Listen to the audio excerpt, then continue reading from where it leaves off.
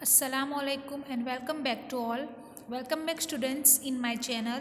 Today we are going to continue for standard 11 subject economics chapter number 8 economic reforms. Today's topic is foreign investment in India.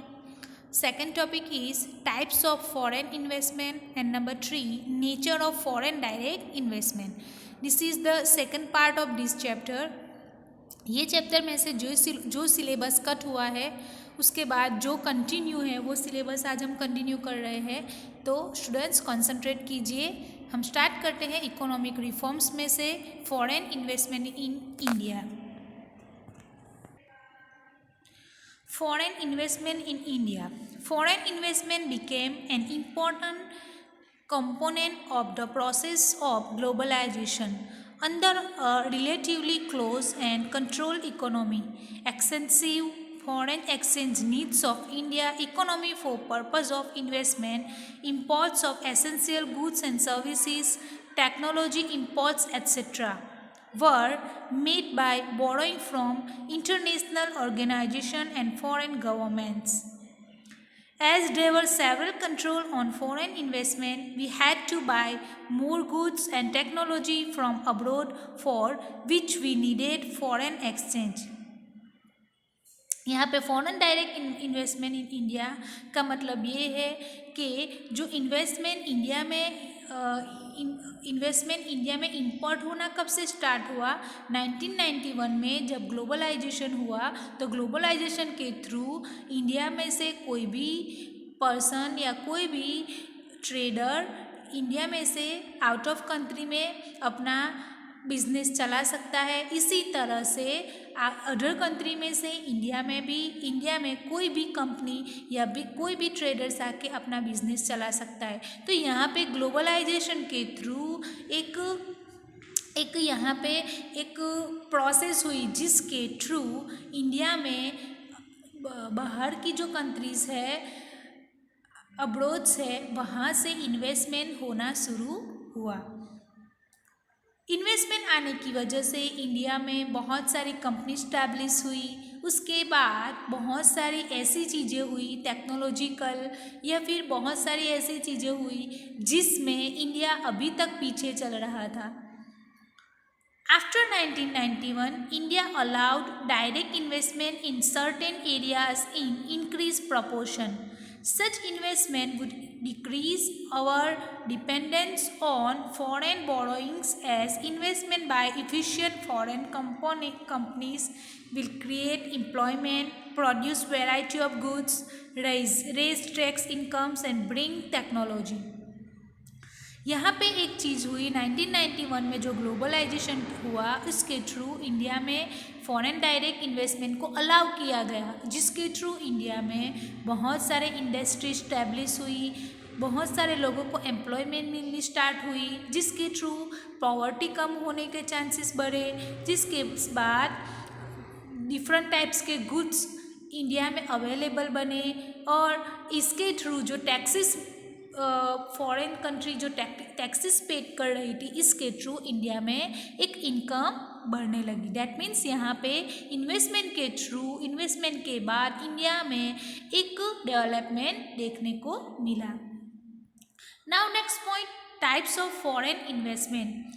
यहाँ पे 2 types के investments है। Foreign capital comes in 2 ways, foreign institutional investment and foreign direct investment. Institutional investment के through भी India other country में से India में investment start हुआ और दूसरा टाइप था foreign direct investment, directly investment भी यहाँ पे स्टार्ट हुआ। तो पहले हम FII फॉरेन इंस्टीट्यूशनल इन्वेस्टमेंट के बारे में कंटिन्यू करेंगे। Some foreign companies do not invest in plant and machinery in another country, say India. They invest funds in financial institutions and bond, stock, share markets in another country. They buy such stock from the bond, share market in their country.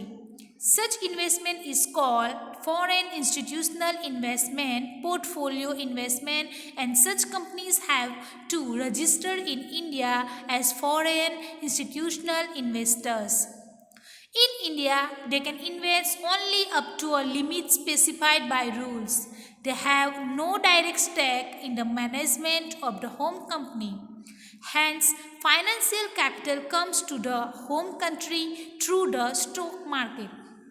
बहुत सारे ऐसे investors थे other country के जो India के institute में यहाँ पे कोई मशीनरी पे या फिर प्लांट पे वो इन्वेस्टमेंट नहीं करना चाहते थे। वो सीधे सीधा यहाँ पे बॉन्ड्स में, उनके शेयर्स में, शेयर मार्केट में इस तरह से इन्वेस्टमेंट करना स्टार्ट हुए, जिसके थ्रू यहाँ पे एक क्राइटेरिया बनाया गया, एक लिमिटेशन बनाई गई कि फॉरेन में से कितने परसेंट तक फॉरेनर्स यहाँ पे शेयर्स में, बॉन्ड्स में, डिबेंचर्स में कब तक, कहाँ तक वो इन्वेस्टमेंट कर सकते हैं, जिसके थ्रू वो पार्टनरशिप में एक उनकी पार्टनर्स बनने के लिए अवेलेबल बने। तो ये जो इन्वेस्टमेंट है उसे यहाँ पे फॉरेन इंस्टीट्यूशनल इन्वेस्टर या फिर पोर्टफोलियो इन्वेस्टमेंट कहा गया है।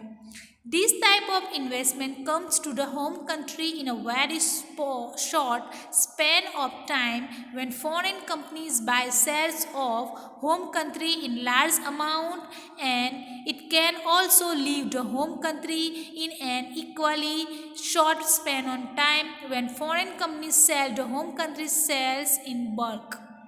Hence, funds take a flight in and out of the country easily, and thus this is considered to be a risky and stable kind of foreign capital.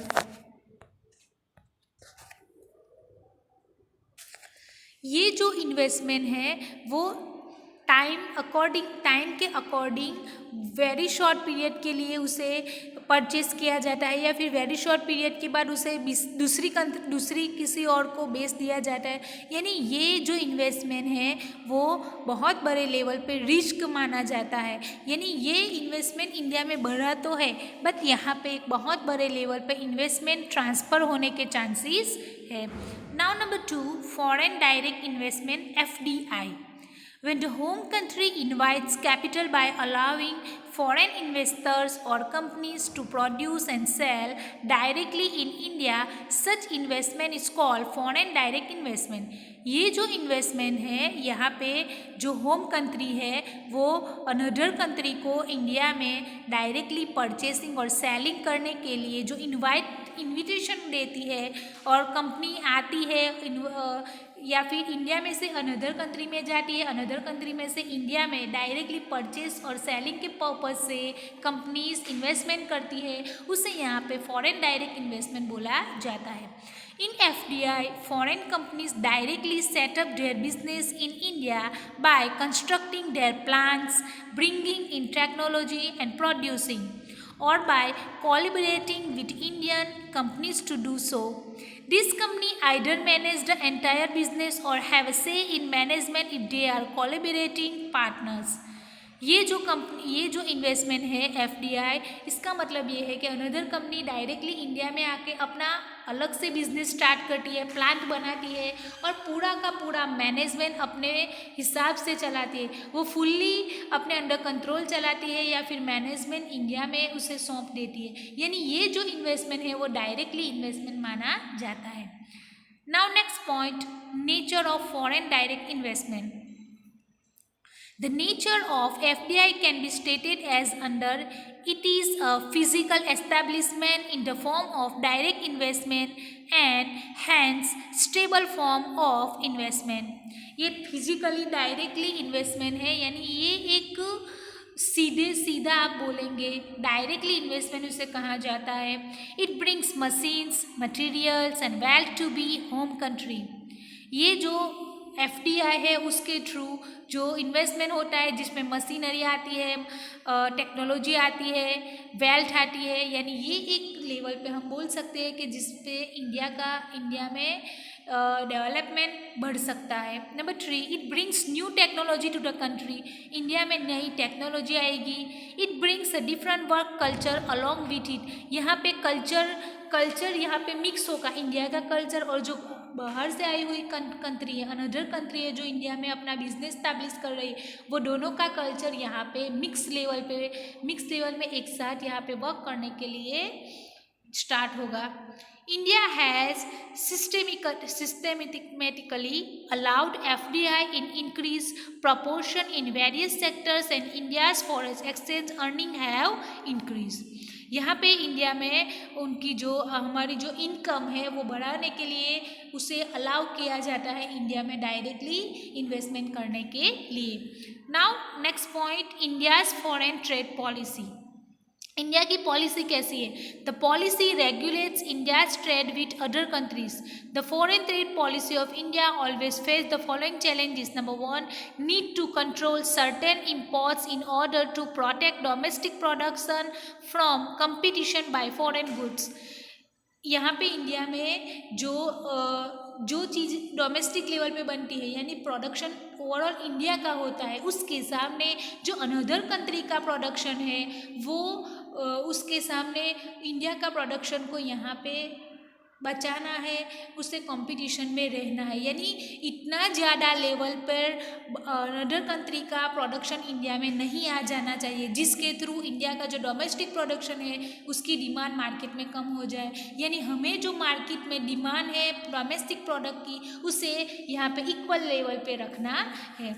Number 2, ensure enough imports of technology, machines, spare parts as well as resources to have increased domestic production and import substitution। यहाँ पे हमें enough level पे technology या फिर machinery, spare parts, resources import करना चाहिए India में, जिसके थ्रू जो अनदर कंट्री का प्रोडक्शन है उसके सामने हमारे इंडिया का जो डोमेस्टिक प्रोडक्शन है वो ऐसा बन के आए कि वो मार्केट में उससे ज़्यादा डिमांडेबल हो सके। Number 3, control imports of goods unessentially India's development in order to sell scarce foreign exchange। यहाँ पे कंट्रोल करना पड़ेगा। इंपोर्ट्स जो गुड्स को हम इंपोर्ट करते हैं इंडिया में लाते हैं वो ऐसे कंट्रोल के साथ लाना पड़ेगा जिससे इंडिया में फॉरेन एक्सचेंज की स्कैर्सिटी हमें कम लेवल पे हो। यानी हम इंपोर्ट करेंगे कोई भी चीज़ दूसरे कंट्री में से हम इंपोर्ट करेंगे तो हमें हमारी जो करेंसी है वो दूसरी कंट्री को देनी पड़ेगी। यानी हमारे इंडिया में जो फॉरेन एक्सचेंज है वो अमाउंट की यहाँ पे स्कैर्सिटी ना हो, वही लेवल पे हमें अनदर कंट्री के साथ अपना बिजनेस उसी लेवल पर चलाना होगा। Number 4, encourage exports to earn foreign exchange in order to pay to necessarily imports। हमें encourage करना चाहिए एक्सपोर्ट्स को। हमारे इंडिया में से जितना एक्सपोर्ट्स होगा इतना फॉरेन एक्सचेंज हमारे इंडिया में आएगी, फॉरेन मनी हमारे इंडिया में आएगी और जिसके थ्रू हम ज़्यादा से ज़्यादा टेक्नोलॉजी या फिर कोई भी चीज़ जो इंडिया में ज़रूरी है, नेसेसरी है, उसको हम इंपोर्ट कर सकेंगे। Number 5, many Indian goods could not compete against the quality of foreign goods and hence increasing exports was a challenge for trade policy। ऐसी बहुत सारी प्रोडक्शन है इंडिया का जो फॉरेन प्रोडक्शन के सामने टिक नहीं पाता, डिमांडेबल नहीं बनता, तो हमें ऐसे उसे प्रोडक्शन करना है कि जो वो मार्केट में अनदर कंट्री का प्रोडक्शन है उसके सामने वो इक्वली टिक पाए।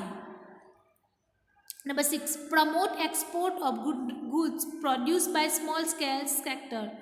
हमें एक्सपोर्ट के लिए स्मॉल स्केल के थ्रू जो गृह उद्योग है उसके थ्रू जितना छोटे लेवल पे प्रोडक्शन होता है वो हम ज़्यादा से ज़्यादा एक्सपोर्ट कर सके, यानी हमें उसे एनकरेज करना है।